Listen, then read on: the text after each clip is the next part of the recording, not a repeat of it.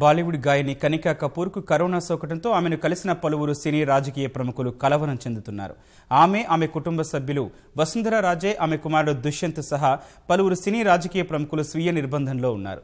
దుష్యంత్ను కలిసిన TMC MP Derek O'Brien parliament సమావేశాలను వాయిదా వేయాలని డిమాండ్ చేశారు.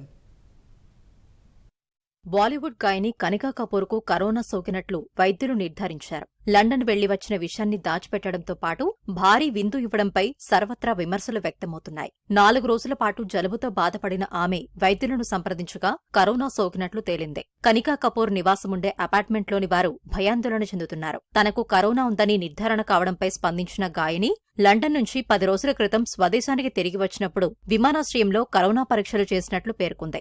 4 రోజుల నుంచి జలుబు ఎక్కువగా ఉండడంతో వైద్యులను సంప్రదించి పరీక్ష చేయించగా కరోనా సోకినట్లు నిర్ధారించినట్లు తెలిపింది. ఇటీవల ఆమె ఇచ్చిన పార్టీకి సినీ, రాజకీయ రంగ ప్రముఖులు హాజరయ్యారు. ప్రస్తుతం తాను, తన కుటుంబం వైద్యుల సూచనల మేరకు స్వీయ నిర్బంధంలో ఉన్నట్లు పేర్కొన్న ఆమె ఇప్పటి వరకు తాను కలిసిన వారందరినీ అధికారులు గుర్తించే పనిలో ఉన్నట్లు తెలిపింది. కరోనా వైరస్ విషయంలో నిర్లక్ష్యంగా వ్యవహరించిన గాయని కనికా కపూర్పై పలువురు ఆగ్రహం వ్యక్తం చేస్తున్నారు. లండన్ వెళ్లి వచ్చిన విషయాన్ని దాచిపెట్టి బాధ్యతారహితంగా వ్యవహరించావని నెటిజన్లు మండిపడ్డారు. 5 నక్షత్రాల హోటల్లో పార్టీ ఇచ్చిన వారి జీవితాల్ని కూడా ప్రమాదంలోకి నెట్టావంటూ ట్వీట్ చేశారు.